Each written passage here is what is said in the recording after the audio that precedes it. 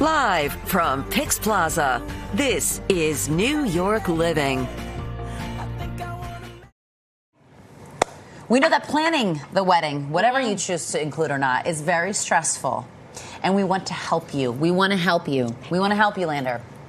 So each day we're going to be giving you tips that are useful. Thank you. And we'll cover everything from picking the perfect dress to planning your dream wedding. That's right. Joining us to help alleviate some of the wedding planning stress by helping you create a budget for your big day is wedding and event planner Cameron Forbes. It's great to see you. Thank you for having me, ladies, and congratulations, Marisol. Well, thank you so much. This is, suddenly I'm sweaty all of a sudden.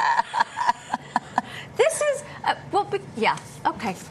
According to a recent survey, 52% of engaged couples describe wedding planning as stressful. Here, here. 59% it was overwhelming. Here, here. Mm-hmm. How can a budget help with that process? Because I'm sweating because I'm thinking about how expensive it truly is. Yeah, but I would say a budget should definitely be your first step when wedding planning. Okay. So I would say start with what is the maximum or total amount you're willing to spend. And I think from there you can really break it down into different, allocations per vendor, per different event element. Okay. And so what I would say is, in New York City and in the U.S., the average cost of wedding really varies. Right. Yeah. But the average cost of the wedding in the U.S. is around $35,000. What? Wait. The average cost of a wedding? We're not talking about the Northeast. There's no way. I was going to say, in New York City, we're talking closer to $77,000. At the minimum. I'm shocked that it's that expensive across the lower 48. $35,000. Is that with tip or without? With tip. Okay. Because you have to tip all your vendors. Okay, and what is it here? Closer to? $77,000. Well, yeah. I can't wrap my brain around this. Okay. As we move on from that, staggering. I'm trying to think. I'm thinking of all the things I can do with that money besides pay for an event. Right. You said the first thing to do is nail down the budget. What are the next steps that we should do from the get-go when thinking about planning our wedding? I would say really break it down into the different elements. So whether that's venue, catering, florals, entertainment, and figure out how much you want to allocate to all those kind of different sections. Okay. So I normally recommend that you allocate around 50% to the venue, catering, bartending. Those are really, the biggest pieces. Yes. And then I would say, other kind of percentages vary, but I would say probably around, 10 to 15% for florals, 10% for photo and video, 5% for attire, and around 10% for entertainment, stationery, things like that. Huh. Okay. Okay. Well, that tracks. What you have not put in there is the honeymoon. That's a separate budget. Separate budget entirely. That's a whole separate budget. Okay, so you say we should set priorities. Yes. When it comes to spending said money, how do we come to what those priorities are? Because I would think they're different for different people. Everybody, yeah. Because some people, they want great pictures and a video, and they want a live band. That's right, and then this and then that.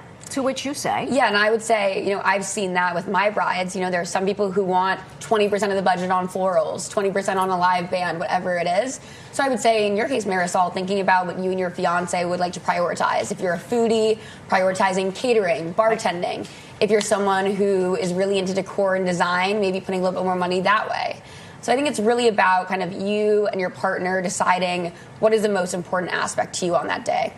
Quick question. So this is my second wedding. It is his first wedding. We're both older. We're both paying for this. How do you decide what the split is? Because we have not meshed our money yet. Our money, my money is my money, and his money is his money for now.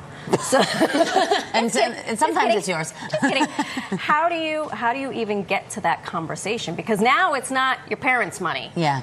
I would say it's a really candid conversation, and I think, with a lot of couples I've worked with who are on maybe their second marriage, it tends to be kind of more of a 50-50 split of those costs. Yeah. Versus, a lot of younger brides, it's mom and dad are paying for it, the mother of the bride. Right. Okay.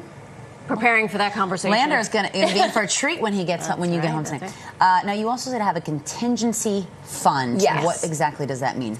So a contingency fund, I normally recommend my brides kind of allocate 5 to 10% for those hidden costs or unexpected expenses.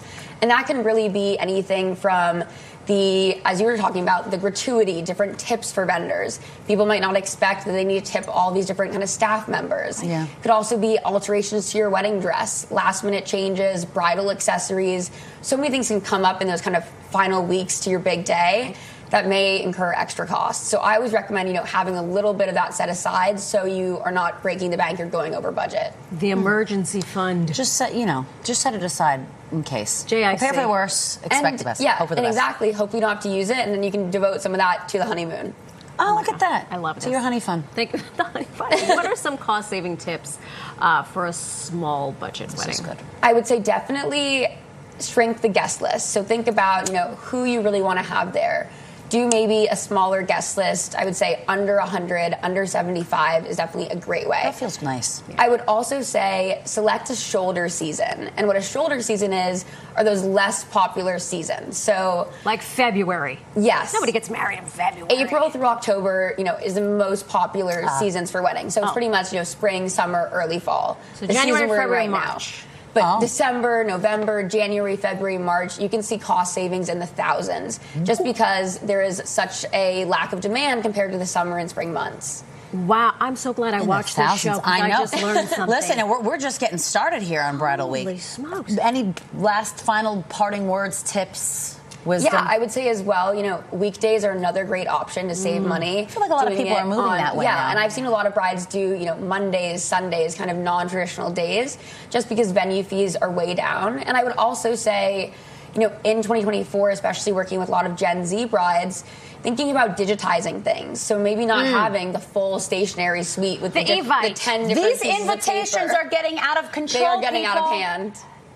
The amount of stamps that I'm not going to call anyone out. The last wedding invitation I received for a wedding next month, it was 2 rows of stamps. That's how heavy this thing was. I can't even hang it on my fridge. It's going in the trash. It's going in the trash. And you're just wasting money on, all the design, the printing, the postage, the envelopes, everything. Save a tree. Send an Evite. Cameron, thank you so much. Thank you for having me. Stay close, please. If you want Cameron's help, you can contact Cameron at ForbesFunctions.com.